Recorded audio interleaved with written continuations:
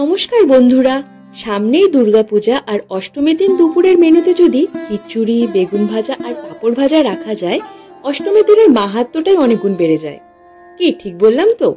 তাই লোভনীয় আজকের রেসিপি হলো মুগ ডালের মাখা মাখা খিচুড়ি। প্রথমে শুকনো কড়াইতে 1 কাপ সোনা মুগ ডাল নিয়ে অনেকক্ষণ ধরে মিডিয়াম আঁচে ভেজে নিতে হবে। ভাজার আগে ডাল ধোয়ার কোনো দরকার নেই। ডালটাকে এরপরে গরম জলে 5 মিনিটের জন্য ভিজিয়ে রাখতে হবে। 5 মিনিট পরে ভালো করে ডালটাকে ধুয়ে জল ঝরিয়ে নিতে হবে।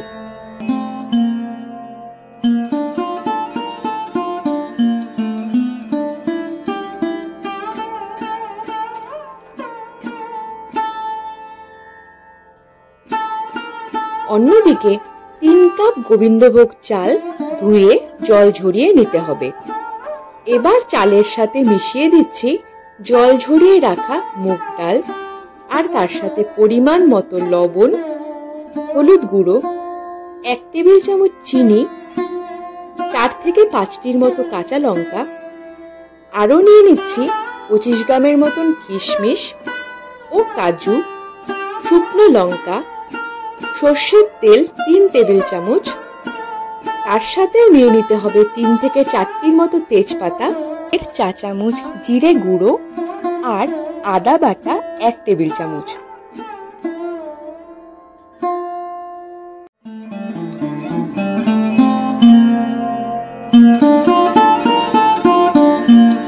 এবার হাত দিয়ে সবকিছুকে খুব ভালোভাবে মেখে নিতে হবে।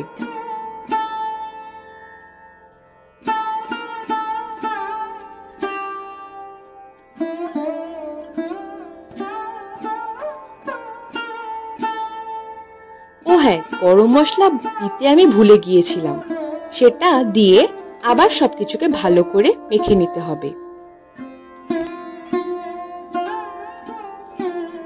এবার কড়াইতে 3 টেবিল চামচ সরিষার তেল নিয়ে নিচ্ছি।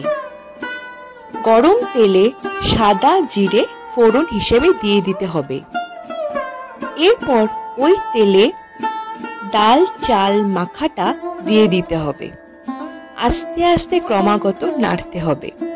ও হ্যাঁ, আরেকটা কথা বলা হয়নি, যখন রান্নাটি বসাবেন তখন পাশের ওভেনে একটি পাত্রে গরম জল হতেও বসিয়ে দেবেন।